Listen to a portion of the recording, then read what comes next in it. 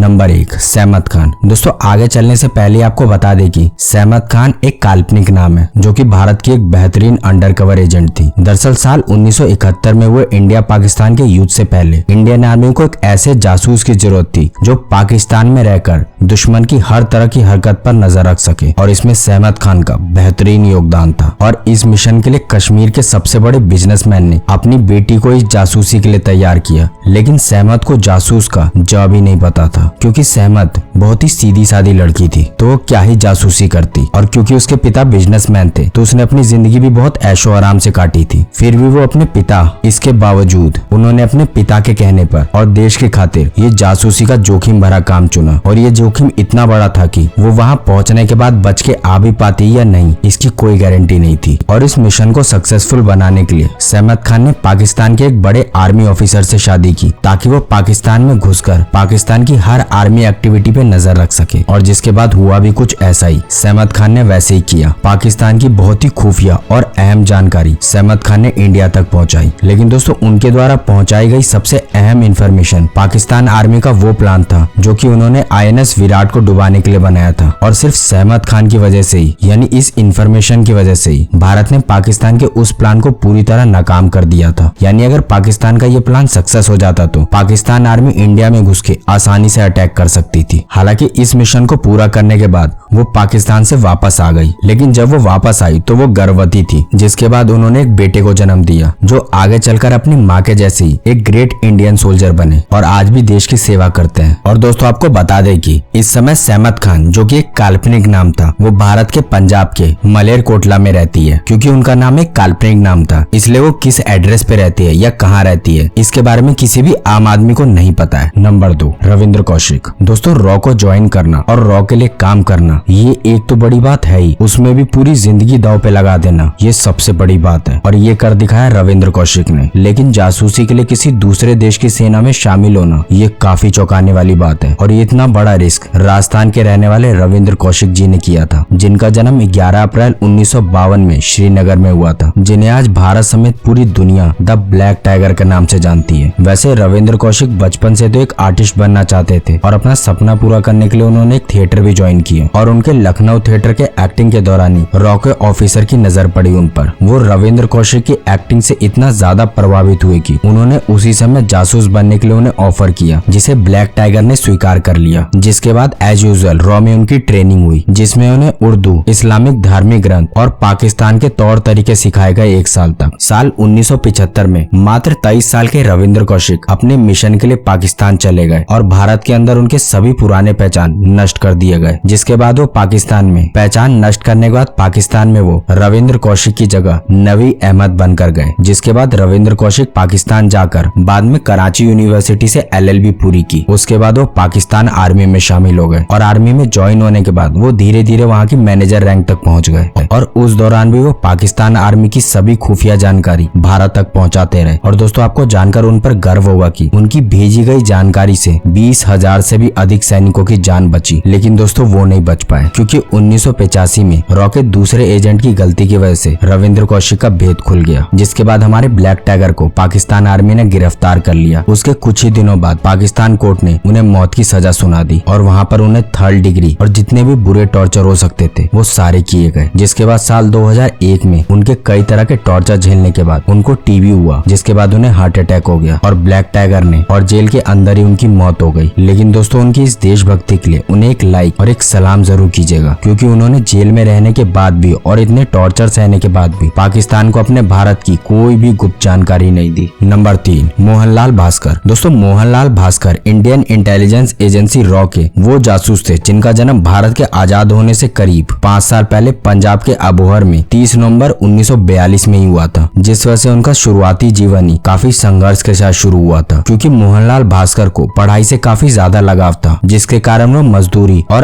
अखबार बेचकर अपनी पढ़ाई करते थे। और मजदूरी करते हुए उन्होंने अपनी MA और B.Ed की पढ़ाई पूरी की, क्योंकि मोहनलाल को अध्यापक बनने का बहुत ज्यादा ही शौक था। लेकिन दोस्तों कहते हैं ना कि अगर किस्मत को कुछ और मंजूर हो तो फिर आपके सोचने से कुछ नहीं होता, क्योंकि किस्मत उन्हें रॉ एजेंट बनाना चाहती थी। जिस वजह से आज वो भारत के सबसे बेहतरीन रॉ एजेंट्स में से एक है, जिनका पाकिस्तान के न्यूक्लियर प्रोग्राम के पर्दाफाश करने में सबसे अहम भूमिका थी। और इतने मुश्किल मिशन को अंजाम देने के निकले ही उन्होंने इस्लाम धर्म को कबूल करके अपना नाम मोहम्मद असलम रख लिया था, ताकि पाकिस्तान में उन पर किसी भी तरह का कोई शक न हो। और फिर पूरी तैयारी होने के बाद साल 1967 में वो अपने पहले मिशन पर निकले थे। और इस मिशन के दौरान इंफॉर्मेशन भेजने के लिए भारत ने 1 साल के अंदर ही उन्होंने भारत और पाकिस्तान का बॉर्डर क्रॉस किया, वो भी छुप के। लेकिन साल 1968 में उनके साथी के धोखा देने की वजह से उनका भेद खुल गया, जिसके बाद पाकिस्तान आर्मी ने उन्हें गिरफ्तार कर लिया, जिनका नाम था अमरीक सिंह। दरअसल आपको बता दें, अमरीक सिंह एक डबल एजेंट थे जो कि भारत के साथ साथ पाकिस्तान के लिए भी जासूसी कर रहा था। और पकड़े जाने पर 4 साल जेल में बिताने के बाद मोहनलाल भास्कर को साल 1974 में रिहा कर दिया गया। लेकिन आज वो कहाँ रहते हैं या कहाँ पर हैं, इसका अता पता किसी को नहीं है। हो सकता है कि उच्च अधिकारियों को हो, पर आम जीवन में उनका कोई पता नहीं है। नंबर 4, सरस्वती राजामणि। दोस्तों, सरस्वती राजामणि वो भारतीय महिला थी जिन्होंने भारत के स्वतंत्रता आंदोलन के साथ साथ इंडियन इंटेलिजेंस यूनिट में भी अपनी अहम भूमिका निभाई थी। दरअसल सरस्वती राजामणि सुभाष चंद्र बोस से बहुत ही ज्यादा प्रभावित थी और इसी के चलते 16 साल की उम्र में ही उन्होंने नेताजी की आजाद हिंद फौज को ज्वाइन कर लिया था। और इस फौज में उनके बेहतरीन काम को देखते हुए उन्हें इंडियन इंटेलिजेंस यूनिट में भी शामिल कर लिया गया था। हालांकि आपको बता दें, इसके बाद वो हमारे देश की इंटेलिजेंस यूनिट की हिस्सा बनने वाली पहली भारतीय महिला थी। हालांकि आगे चलने से पहले आपको बता दें कि वो आजादी से पहले भी लड़के का भेष धारण करके अंग्रेजों की खुफिया जानकारी हासिल करने का काम करती थी। के लिए खुफिया एजेंट का जो काम किया वो शायद ही कोई कर पाता, क्योंकि भारत के लिए खुफिया इकट्ठा करने के लिए उन्होंने अपने कितने रूप धारण किए इसका अंदाजा कोई भी नहीं लगा सकता। जिस वजह से आज के समय में भी उनका नाम इतिहास के किसी भी पन्ने में खोजने से नहीं मिलेगा। यानी उन्होंने सैकड़ों बार अपना वेश बदलकर भारत के लिए खुफिया एजेंट का काम किया और वहाँ से इंफॉर्मेशन कलेक्ट करके इंडिया को कई बार बचाया। लेकिन इतिहास के किसी भी पन्ने में उनका नाम आपको कहीं भी नजर नहीं आएगा, चाहे आप कितने भी कोशिश कर लें। नंबर 5, अजीत डोभाल। दोस्तों, आज इनको किसी भी पहचान की जरूरत नहीं है, क्योंकि आज की तारीख में इन्हें द ग्रेट इंडियन हीरो बोला जाता है, जो कि इस समय इंडिया के लिए नेशनल सिक्योरिटी एडवाइजर के रूप में कार्य कर रहे हैं। लेकिन दोस्तों, अजीत डोभाल भी अपने समय के बेहतरीन जासूस थे, जिनके बारे में यकीनन आज से पहले आपने सैकड़ों किस्से सुने होंगे और हम भी उनके किस्से का एक भाग बनना चाहते हैं। आज कई लोग तो उन्हें इंडियन जेम्स बॉन्ड के नाम से भी जानते हैं, आज जिनका जन्म 20 जनवरी 1945 को उत्तराखंड के पौड़ी गढ़वाल में हुआ था। वैसे आपको जानकर बिल्कुल भी हैरानी नहीं होगी कि अजीत डोभाल जासूस होने से पहले एक आईपीएस ऑफिसर भी थे, और अगर वो चाहते तो एक आईपीएस के रूप में देश की सेवा कर सकते थे। लेकिन उन्होंने देश के खातिर जासूस बनकर और अपनी जान को जोखिम में डालकर भारत के लिए बेहतरीन सेवा की, जिस वजह से वो पाकिस्तान में और अपनी जान को दांव पे लगाकर अजीत डोभाल पाकिस्तान में लगभग 7 साल अपना रूप बदल कर रहे और वहाँ से उन्होंने कई तरह की जानकारियां इकट्ठा की और इकट्ठा करके वो लगातार भारत भी भेजते रहे और एक बेहतरीन अंडरकवर एजेंट के रूप में अपने देश के लिए बेहतरीन काम किया। और दोस्तों, अजीत डोभाल इतने ज्यादा टैलेंटेड थे कि उनको पकड़ पाना किसी के लिए भी लगभग नामुमकिन के बराबर होता है, क्योंकि वो बहुत ही कम समय में पाकिस्तान में रहकर पाकिस्तान आर्मी के मार्शल की पोस्ट तक पहुंच गए थे और लगभग 6 साल तक इसी पोस्ट पर काम करने के बाद वो वापस भारत लौट आए, जिसके बाद उन्हें सैन्य सम्मान और कीर्ति चक्र से सम्मानित किया गया। और उनके इसी लेजेंडरी वर्क की वजह से आज भी वो देश की रक्षा करते हैं। और आपको जानकर उन पे बिल्कुल प्राउड फील होगा कि आज भी अजीत डोभाल देश के रक्षा सलाहकार ही हैं, यानी वो किसी न किसी तरह से आज भी देश की रक्षा ही कर रहे हैं। नंबर 6, कश्मीर सिंह। पंजाब के होशियारपुर के रहने वाले कश्मीर सिंह एक जासूस बनने से पहले इंडियन मिलिट्री में कार्यरत थे। हालांकि सिंह को फोटोग्राफी का बहुत ज्यादा ही शौक और उनके इसी शौक की वजह से उन्हें जासूसी के लिए जॉब ऑफर की गई थी और उन्होंने जासूसी को एक पार्ट टाइम जॉब की तरह करना शुरू कर दिया, जिसके लिए उन्हें लगभग 400 रुपए महीना मिलता था। ये लगभग 1960 की बात है, 1960 के समय में, जिसके लिए उन्हें 1960 के दशक में लगभग 400 रुपए महीने मिलते थे, जिसमें सिंह को पाकिस्तान बॉर्डर पर पाकिस्तान यूनिट की सेना के बारे में खुफिया इकट्ठा करना और भारत को इसकी सारी जानकारी देने के लिए पाकिस्तान भेजा गया। यानी साल 1969 में पहली बार मोहम्मद इब्राहिम के नाम से पाकिस्तान में घुसे थे कश्मीर सिंह। और दोस्तों, आपको बता दें, उनके दिए गए इंफॉर्मेशन से ही साल 1971 के युद्ध में भारत की जीत हुई थी। यानी आप कह सकते हैं कि ये इंफॉर्मेशन भारत के बहुत काम आई थी। लेकिन दोस्तों, कहते हैं ना कि हर जगह एक गद्दार जरूर होता है, और यही हुआ इनके साथ भी। हालांकि इतनी बेहतरीन इंफॉर्मेशन देने के बाद साल 1973 में एक दूसरे एजेंट के मुंह खोलने की वजह से उनको पाकिस्तान आर्मी द्वारा गिरफ्तार कर लिया गया। लेकिन आपको जानकर हैरानी होगी कि वो 35 साल तक पाकिस्तान की जेल में रहे, जिसमें उन्हें भयावह तरीके से टॉर्चर किया गया। लेकिन दोस्तों, उन्होंने अपने मुंह से एक भी भारत का भेद नहीं खोला, जिसके बाद इसके बावजूद भी, यानी कह सकते हैं कि इतने टॉर्चर के बावजूद भी उन्होंने अपने भारत के खिलाफ एक शब्द नहीं बोला। इसे कहते हैं दोस्तों देश प्रेम, जिनके लिए एक सैल्यूट तो बनता है, प्यार से उनका नाम कमेंट में लिखना भी बनता है। हालांकि 35 साल जेल में रहने के बाद साल 2008 में कश्मीर सिंह को पाकिस्तान से आजाद करके भारत भेज दिया गया। लेकिन आज वो कहाँ रहते हैं, किस हालत में, क्या कर रहे हैं, इसके बारे में किसी भी आम लोग को कोई जानकारी नहीं है। हालांकि हो सकता है कि उच्च अधिकारियों को इसकी जानकारी हो, पर लोकल लेवल पे उनकी कोई इन्फॉर्मेशन नहीं है इंडिया में। नंबर 7, रामेश्वर नाथ राव। रामेश्वर नाथ एक ऐसे इंटेलिजेंस ऑफिसर और जासूस थे जो आज के समय में भी सिर्फ भारत ही नहीं पूरे देश के महान इंटेलिजेंस में से एक है। यानी वर्ल्ड वाइड एजेंट में इनका नाम सबसे बेहतरीन एजेंट में शुमार किया जाता है। हालांकि इनके बारे में बता दे कि इनका जन्म यूपी के वाराणसी में 10 मई 1918 में हुआ था और इन्होंने अपने करियर की शुरुआत बतौर आईपीएस ऑफिसर के रूप में की थी। लेकिन हमेशा से ही जासूसी में दिलचस्पी रखने वाले राव ने साल 1969 में एक खुफिया एजेंसी की स्थापना की, जिसको आज की तारीख में हम रॉ के नाम से जानते हैं, रिसर्च एंड एनालिसिस विंग्स।